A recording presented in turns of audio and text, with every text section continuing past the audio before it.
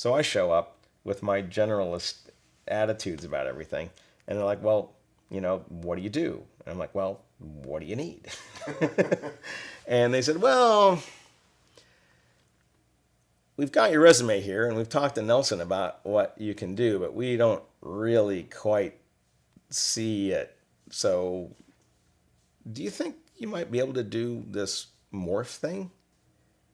I'm like, well, I don't know. What is it? And so they showed me Doug Smythe's program. And I said, okay, I get it. So let's go. So what you had was this grid, and like most things that you concentrate on, that was, for me, that was the thing on Terminator 2, is I'd go at home at night and I'd see these swimming grids, It's like, oh, yeah. I was coming in and saying things like, well, can we make the grids colorized so that it tells me how far they've been moved in time as well as space? And Doug was like, sure, I can do that. That made a huge amount of difference. And I could look at my grids and I could figure out which ones had been time shifted as opposed to spatially shifted. And that would let me see a visual mapping of how I was animating the transition in various regions of the picture, which turns out to be really important. And it manifested itself in shots. You literally could see that interface design concept functioning as a driver for creative choice making in the way that the shots were done.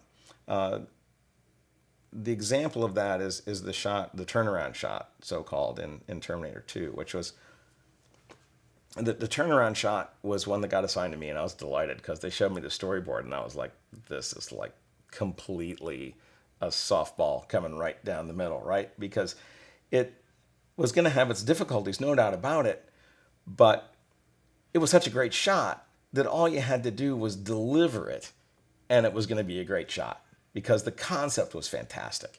That the Terminator comes and hits the wall and literally morphs backwards through himself and comes out the other side ready to fight without turning around. It was just such a great idea. And so that came to me as a completely image-based shot. There was no 3D in that shot at all. It was all done with morph.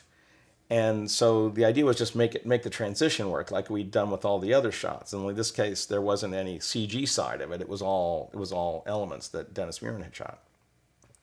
And there were all kinds of great, incredibly difficult problems. Like there was red swirling lights in every take that weren't synced up. So that was an interesting problem.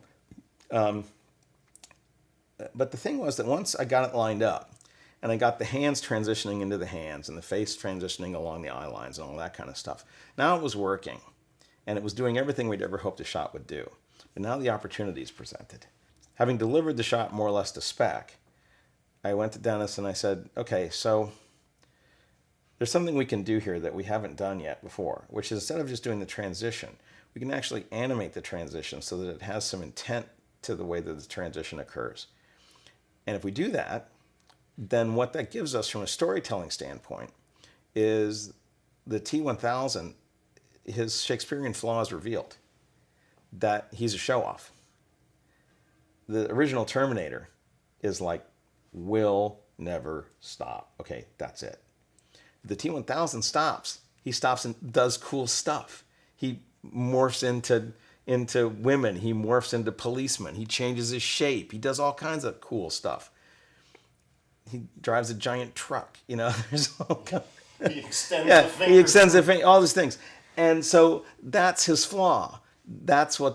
He stops to mess around. And so this was an example of that when he turned around, this was actually not the fastest way to turn around, right? It was slower than him just turning around. But he did it because it was cool. And so we tried to demonstrate that by when his shirt comes together, it doesn't just blend over. It actually, the folds twist into exactly the same orientation as the folds on the B side, and it zippers down the center. It doesn't just do a complete transition across his front, over a course of 30 frames. It actually animates top to bottom like a zipper, like this, to show that there was intent. He wasn't just transitioning, he was doing it in a stylistic and fancy way. And I could do this because I learned to manipulate the morphing program well enough to actually now not just make the transition seamless, no pun intended, but also show that it was solid, that it was three-dimensional, and that it was being moved with specific intent, even stylistic intent, by the entity that was driving that amorphous shape. He agreed to do it, and Cameron thought it looked good, and it went into the movie. And that's the difference between a good shot and a great one.